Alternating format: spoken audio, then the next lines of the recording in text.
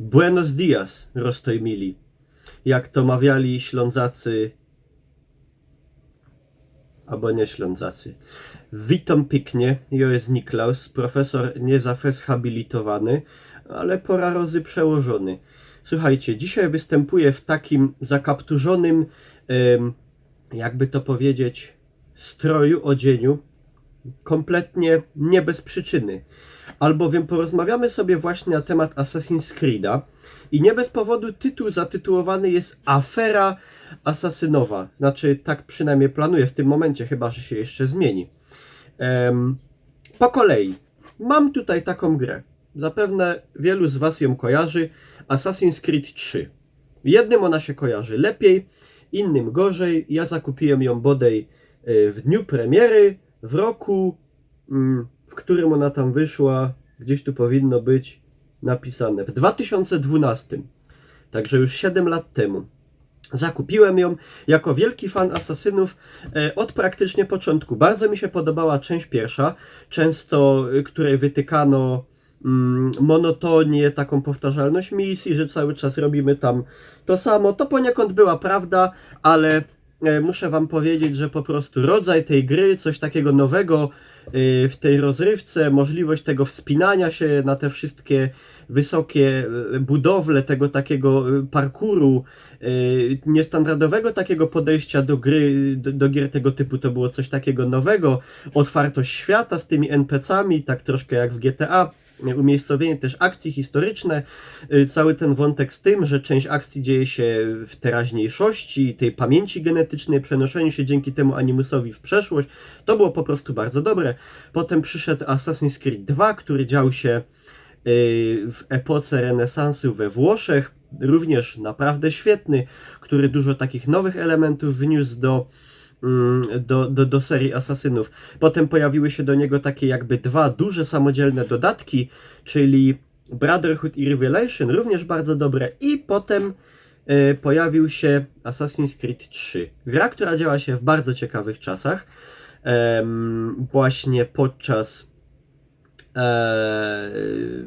powstawania wojny, tak zwanej wojny o niepodległość Stanów Zjednoczonych, czyli de facto tej epoki, gdzie tak naprawdę rodziła się państwowość, tożsamość w ogóle amerykańska. Bardzo ciekawa epoka, bardzo rzadko eksploatowana, można nawet powiedzieć nieeksploatowana w grach, bardzo rzadko się w ogóle przewijająca, bardzo ciekawe czasy, również niestandardowe do generalnie produkcji do gier wideo, także no zainteresowało już od pierwszego rzutu. Gra bardzo dobra audiowizualnie, świetna można powiedzieć. Bardzo, no jak już wspomniałem, ciekawy ten świat, rozbudowany, żyjący, taki naprawdę z żyjącymi NPC-ami. Wszystko super, ale gra po prostu tak nudna, z tak według mnie źle poprowadzoną, może nawet nie same postacie i wątki, ale po prostu tak źle poprowadzoną fabułą, że ja do samego końca tej gry czekałem, aż rozwinie się akcja. No i moi drodzy, niestety, ale akcja nie rozwinęła się nigdy. Po prostu czekałem, aż akcja się rozwinie, no i gra się skończyła. Nie było tam po prostu, tak jakoś brakło mi takiego, no po prostu była nieciekawa, była nudna, bardzo fajnie się chodziło po tym świecie, polowało, gdzieś tam z zaskoczenia mordowało tych żołnierzy brytyjskich, zostawiało jakieś pułapki tam, prawda, w lesie, robiło takie partyzanckie jakieś akcje, było nawet tutaj, miało nawet miejsce słynne bostońskie picie herbaty, jeżeli ktoś nie kojarzy, niech sobie wygoogluje. Super świat, ale gra nudna po prostu niesamowicie. I przechodząc teraz do sedna, jakiś już czas temu zapowiedziano i już w sumie wydano remastera tej gry. Remastera, który od początku do mnie był czymś takim nie do końca w ogóle sensownym, bo remaster, jak wiadomo, poprawia głównie kwestie audiowizualne, tak? Poprawiono tam oprawę graficzną, jak to zrobiono, to za moment. Ale no niestety byłem pewny, że jakieś tam też dodatkowe mechaniki niby dodano i tego typu rzeczy, ale niestety po prostu nie było szans, że poprawi ten remaster to, co było w tej grze najgorsze, czyli po prostu bardzo źle poprowadzona, nudna fabuła. Także ja ten remaster gdzieś tak skreśliłem, to było mi już wystarczające, jeżeli chodzi o Asasyna trójkę.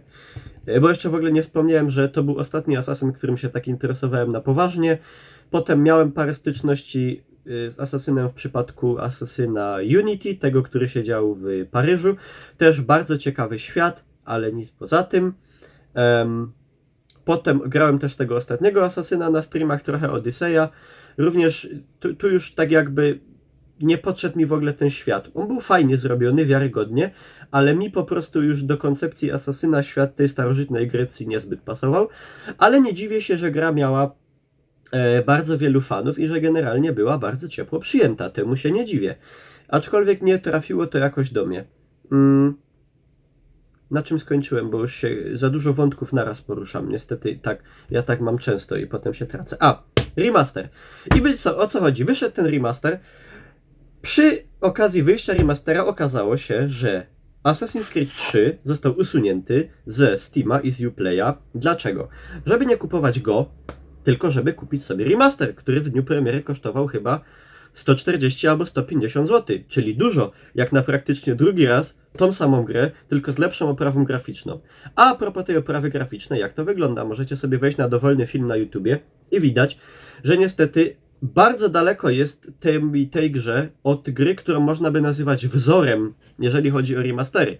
Bardzo daleko jest temu remasterowi, na przykład do remastera Metro 2033, które zostało od początku przebudowane na nowej wersji silnika i po prostu wygląda dużo lepiej. Albo choćby na przykład kolekcji Nathana Drake'a w przypadku Uncharted, które teraz sobie ogrywam, jako że już jestem szczęśliwym posiadaczem PlayStation 4 od jakiegoś czasu. To są bardzo dobrze zrobione remastery. Albo na przykład jak zostały zremasterowane Shadow of Colossus stary na PlayStation 4, to są takie, można powiedzieć, wzory. Ta gra to absolutnie wzór do remasterowania nie jest. Nie jest. Możecie to sobie nawet, bo broń Boże nie zachęcam was do nabycia tej gry. Tu w tym momencie wiem, że już prawdopodobnie od Ubisoftu nigdy nic nie dostanę. No ale trudno. Nie zachęcam was w ogóle, a jeżeli posiadacie oryginał, to już tym bardziej w ogóle nie zachęcam was do nabycia tego remastera. Po prostu on w wielu momentach wygląda nawet gorzej. Popatrzcie sobie, jak wygląda na przykład woda, jak wyglądają twarze postaci.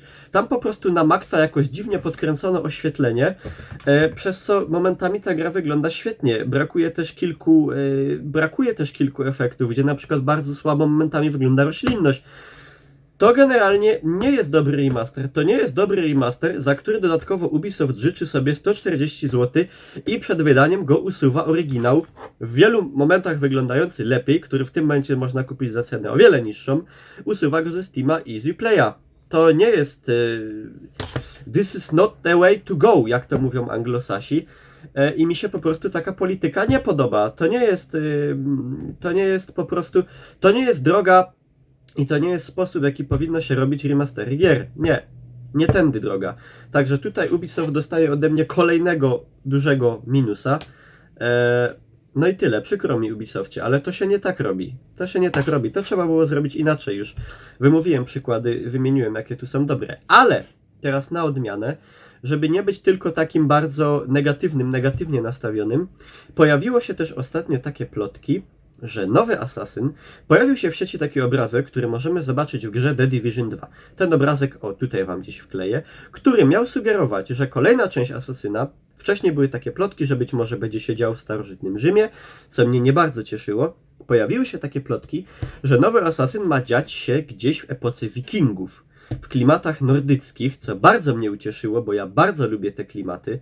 Interesuje mnie generalnie historia średniowiecznej Europy, Skandynawii, Anglii też, bo ta gra miałaby się też dziać właśnie w epoce narastających napaści ludów północy na właśnie Wyspy Brytyjskie, na anglosaskie królestwa, które wtedy tam się znajdowały. Bardzo mnie to zaciekawiło i ta informacja została potwierdzona. W 2020 roku mamy otrzymać Assassina, którego póki co podtytuł to jest taki roboczy, nie wiadomo czy gra się będzie tak na pewno nazywała, brzmi Assassin Kingdom. I prawdopodobnie właśnie to Kingdom odnosi się do królestwa, jednego z królestw anglosaskich. Wtedy na Wyspach Brytyjskich znajdowało się 7 anglosaskich królestw, tak zwana heptarchia z greckiego, gdzie takim najsilniejszym i można powiedzieć w tym czasie, kiedy ta gra się ma dziać, czyli gdzieś tak IX wiek, mniej więcej. Na najsilniejsze królestwo wyłoniło się królestwo Wessexu. Pod panowaniem króla Alfreda Wielkiego, którego prymat tak jakby wziął się z tego, że było to w zasadzie jedyne królestwo, które oparło się właśnie najazdom Skandynawów, Wikingów i nie zostało przez nich zrabowane i zniszczone. Właśnie królestwo Wessexu i pod panowaniem Alfreda Wielkiego. Bardzo ciekawe czasy, bardzo ciekawa epoka, która idealnie odnalazłaby się, mam wrażenie, w świecie asasyna. Wyobrażacie sobie bieganie z toporami, gdzieś tam najazdy wikińskie na wyspy, może gdzieś nawet wątek, powiedzmy tutaj zbliżony, Polski, gdzieś może też będą jakieś wyprawy łupieszcze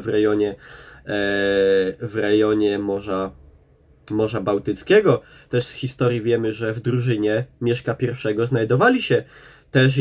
I znajdowali się skandynawscy wojownicy gdzieś tam z północy. Na terenie Polski są gdzieś tam na Pomorzu były znajdywane liczne groby, właśnie gdzie rodzaj pochówku i znalezione tam artefakty wskazują jawnie na to, że byli to gdzieś Skandynawowie zaciągnięci do służby u polskiego władcy. To nie było nic nowego w tamtych czasach. W końcu jakby nie było, przecież Skandynawowie na przykład założyli Ruś, Rurykowicze i tak dalej. No, patrząc z perspektywy czasu, mogli nie zakładać. No, ale trudno.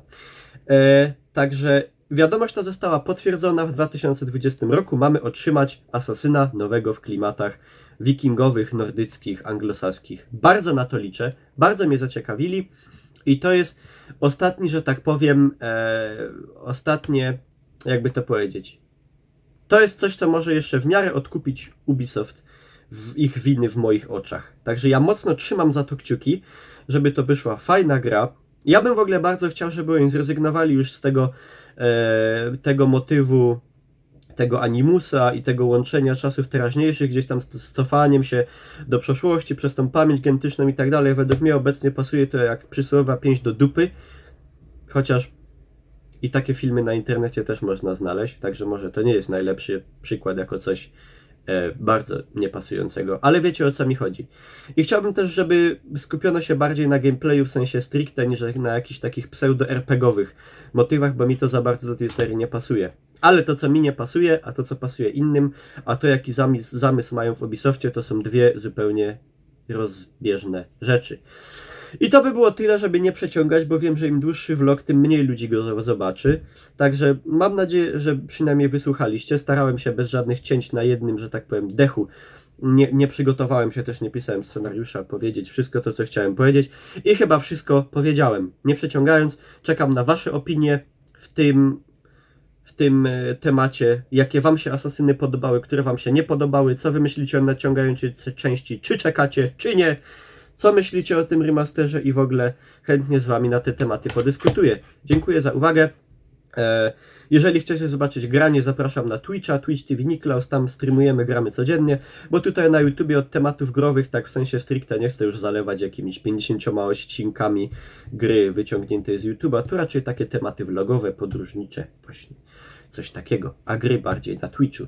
Także no, to tyle. Dziękuję wam, możecie zostawić łapkę, chcecie. To proszę, zapraszam. No.